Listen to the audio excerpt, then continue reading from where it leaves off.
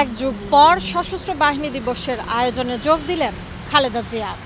এ নিয়ে এটিএন নিউজের নিয়মিত আয়োজন আমাদের কথার আজকের পর্বে আপনাদের স্বাগত জানাচ্ছি আমি সাইমুম জান্নাত। এ বিষয়ে জনসাধারণের মন্তব্য শুনব, তবে তার আগে চলুন দেখে আসি এটিএন নিউজের প্রচারিত একটি প্রতিবেদন।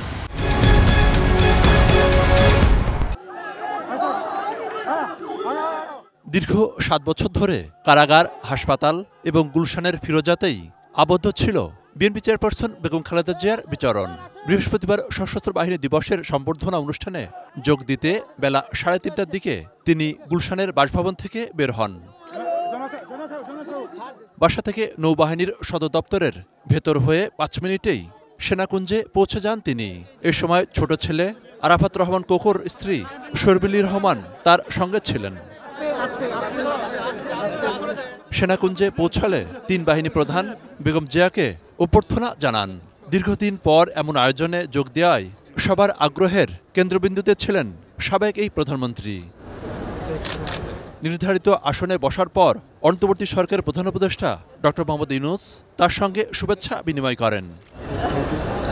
৫ আগস্ট পট পরিবর্তনের পর প্রধান উপদেষ্টার এই মুহূর্তে দেশের সবচেয়ে বড় দলের প্রধানের সঙ্গে এই প্রথম সাক্ষাৎ। শেখ হাসিনার আমলে দুজনই মামলায় লড়েছেন, হয়েছেন ভোগান্তির শিকার। প্রধান উপদেষ্টা খালেদা জিয়াকে অনুষ্ঠানে পেয়ে আনন্দের কথা জানান এবং তার রোগমুক্তি কামনা করেন। আজ আমরা বিশেষভাবে সৌভাগ্যবান এবং সম্মানিত যে বাংলাদেশের ৩ বারের নির্বাচিত প্রধানমন্ত্রী বীর মুক্তিযোদ্ধা শহীদ রাষ্ট্রপতি জিয়াউর রহমানের স্ত্রী আজ এখানে আমাদের মধ্যে উপস্থিত আছেন। এক যুগ ধরে তিনি এই মহাসম্মেলনীতে অংশগ্রহণ করার সুযোগ পান নাই, আজকে সুযোগ পেয়েছেন। আমরা সবাই আনন্দিত এবং গর্বিত যে আমরা এই সুযোগ দিতে পেরেছি আপনাকে। এ সময় কয়েকজন উপদেষ্টা, বৈষম্য বিরোধী ছাত্র আন্দোলনের নেতারা এবং কয়েকটি রাজনৈতিক দলের প্রধান বেগম জিয়ার সঙ্গে শুভেচ্ছা বিনিময় করেন। এ দিবস উপলক্ষে দলের ভারপ্রাপ্ত চেয়ারম্যান তারেক রহমানকেও আমন্ত্রণ জানানো হয়। অনুষ্ঠানে যোগদান শেষে ৫টা ২০ মিনিটে বিএনপি চেয়ারপারসন বেগম খালেদা জিয়া আবারও ফিরোজায় পৌঁছান। পরে গুলশানে বাসার সামনে সাংবাদিকদের কাছে প্রতিক্রিয়া জানান দলীয় মহাসচিব মির্জা ফখরুল ইসলাম আলমগীর। দীর্ঘ ১২ বছর পরে তিনি সশস্ত্র বাহিনী দিবস উপলক্ষে আজকে সেনাকুঞ্জে গিয়েছিলেন এবং আজকের এই ঘটনা নিঃসন্দেহে এই দেশের স্বাধীনতা সার্বভৌমত্বের যে আন্দোলন, রক্ষার যে আন্দোলন, গণতন্ত্র রক্ষার যে আন্দোলন, ফিরে পাওয়ার যে আন্দোলন, সেই আন্দোলনে একটা অনেক বড় ইতিবাচক ভূমিকা পালন করবে। মনিরুল ইসলাম ইন্টু, এটিএন নিউজ, ঢাকা। এতক্ষণ প্রতিবেদনটি দেখলেন, এবার চলুন শুনে আসি কি বলছেন সাধারণ মানুষ। দলমত নির্বিশেষে সবার মাঝেই এই প্র্যাকটিসটা সবসময় দরকার, যেটা আমরা গত ১৫ বছর যাবৎ দেখে এসেছি যে দেশে গণতন্ত্রের যে একটা চর্চা ছিল না, আমরা সেটা এত বছর পরে খুঁজে পাইছি। বিএনপি চেয়ারপারসন বেগম খালেদা জিয়াকে আবার দেখতে পারছি এত বড় একটা অনুষ্ঠানে, এত বিশেষ জায়গায় তাকে তার সম্মানটুকু দেওয়া হয়েছে। দীর্ঘ ১৫ বছর পর বাংলাদেশের মানুষ গণতান্ত্রিক চর্চাটা কি সেটা শিখতে পারলো ডাক্তার ইউনূসের মাধ্যমে। খালেদা জিয়াকে যে সম্মানটা তারা করলো, এটা হলো গণতন্ত্রের একটা উদাহরণ। ফেসিদের দোসররা এটা শিখলে দেশে গণতন্ত্রের চর্চাটা খুবই সুন্দর হবে, না হলে গণতন্ত্র আসবে না। গণতন্ত্রের জন্য ইউনূসের এই যেই কাজটা করলো খালেদা জিয়ার সাথে, সেটা সবাই শিখে রাখা উচিত। সশস্ত্র বাহিনী দিবসে সব দল মত নির্বিশেষে সকল নেত্রীরা এবং নেতারা উপস্থিত থাকতেন, কিন্তু একটা প্রেক্ষাপটে দেখলাম যে আসলে পরে ওনারা আসেন নাই এবং অথবা ওনাদেরকে দাওয়াত করেন নাই। কিন্তু আমার মনে হয় যে এইসব দিবসগুলোতে, সশস্ত্র বাহিনী দিবসগুলোতে এই ওনাদের দলমত নির্বিশেষে সকলে উপস্থিত থাকলে অনুষ্ঠানগুলো এত সুন্দর হয়। আমরা যেহেতু জাতীয়ভাবে এই অনুষ্ঠানগুলো দেখি, কে ভালো কে খারাপ এটা জনগণ ডিসাইড করবে।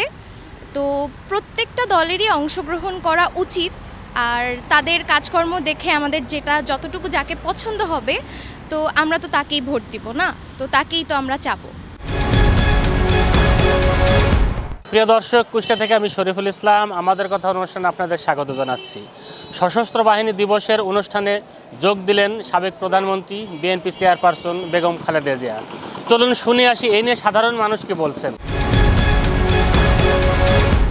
সেনাকুঞ্জে যে সংবর্ধনা দেওয়া হলো সেটা সত্যি আমরা খুশি হয়েছি যে 3 বারের প্রধানমন্ত্রী যে বেগম খালেদা জিয়াকে যিনি যে সম্মান দেখেছে এতে আমরা অভিভূত হয়েছি এবং তাকে ধন্যবাদ জানাচ্ছি। সশস্ত্র বাহিনী দিবসে বিভিন্ন দলের নেতাদের নিয়ে এবং বিশেষ করে বিএনপি চেয়ারপারসন বেগম খালেদা জিয়াকে দেখলাম, আমার খুবই ভালো লাগলো। আমি চাই বা আমার মতামত, যে দলই করুক না কেন, যে দলের নেতা হোক না কেন, সরকার যে দলই থাকুক না কেন, সরকারের উচিত প্রত্যেকটা দলের নেতা নেত্রীদেরকে নিয়ে এইরকম সুন্দর অনুষ্ঠান করা প্রয়োজন। সাবেক 3 বারের প্রধানমন্ত্রী, সাবেক সেনাপ্রধানের স্ত্রী বর্তমান সরকার যে সম্মানটা দেখিয়েছে এতে বাংলাদেশের মানুষের মনে যে স্বস্তি ফিরে এসেছে। দীর্ঘ 12 বছর পরে তাকে আমন্ত্রণ জানানো হলো, যেখানে দল বল নির্বিশেষে সকলে তাকে আমন্ত্রণ করা হলো, সকলে মতামত প্রকাশ করতে পারলো। এই জন্য আমার মতামত যে দেশই হোক, যেই নেত্রী হোক না কেন, দেশ পরিচালনার জন্য সকলে সর্বক্রমভাবে একে অপরের মত যাতে প্রকাশ করতে পারে, বাক স্বাধীনতা চলতে পারে, দেশটা সুন্দরভাবে পরিচালনা করতে পারে, এটাই আমার মতামত। আমাদের কথায় রংপুর থেকে স্বাগত জানাচ্ছি আমি শাহরিয়ার মিম। দীর্ঘ 1 যুগ পর গতকাল সেনাকুঞ্জে সশস্ত্র বাহিনী দিবসে আমন্ত্রিত অতিথি হয়ে বিএনপি চেয়ারপারসন বেগম খালেদা জিয়া অংশগ্রহণ করেছেন। এ নিয়ে কী ভাবছে রংপুরের সাধারণ মানুষ, চলুন জেনে আসি। বেগম খালেদা জিয়া বিগত 14 বছর যে অবহেলিত ছিল, প্রায় 1 যুগ পর আজকে বাংলাদেশ বর্তমান উপদেষ্টা ডক্টর ইউনূস যে তাকে যে সম্মাননা দিয়েছে এটা তার প্রাপ্য ছিল। মানুষকে সম্মান দিলে তো সম্মানটা নষ্ট হয় না, মানুষকে সম্মান দিলে সম্মান সেখানে বাড়ে। কিন্তু আমাদের দেশের প্রতিহিংসার রাজনীতি, যার কারণে তুমি ভালো করলেও আমি মনে করবো যে তুমি কোনো ভালোই করো নাই, কারণ আমি তো তোমার অপোজিশনে। তো যতদিন পর্যন্ত আমরা ভালোটাকে ভালো বলতে শিখবো না, ততদিন পর্যন্ত আমাদের দেশের কোনো মূল্যায়ন হবে না আর উন্নয়নও হবে না। সাবেক 3 বারের প্রধানমন্ত্রী বেগম খালেদা জিয়াকে ইনভাইট করা হয়েছে। এটা আসলে ইনভাইট না, তাকে যথাযথ সম্মান দেয়া হয়েছে। আর একটা বিষয় হচ্ছে যে আমরা গত যে জুলাই আগস্টে যে বৈষম্য বিরোধী আন্দোলনের যে বিষয়টা দেখেছি, তারই এটা একটা বহিঃপ্রকাশ যে না, আসলে আমাদের ভিতরে কোনো বৈষম্য নেই। দর্শক, এই ছিল আমাদের কথা অনুষ্ঠানের আজকের আয়োজন।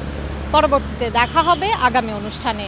সে পর্যন্ত সুস্থ থাকুন, সুন্দর থাকুন, চোখ রাখুন এটিএন নিউজের পর্দায়।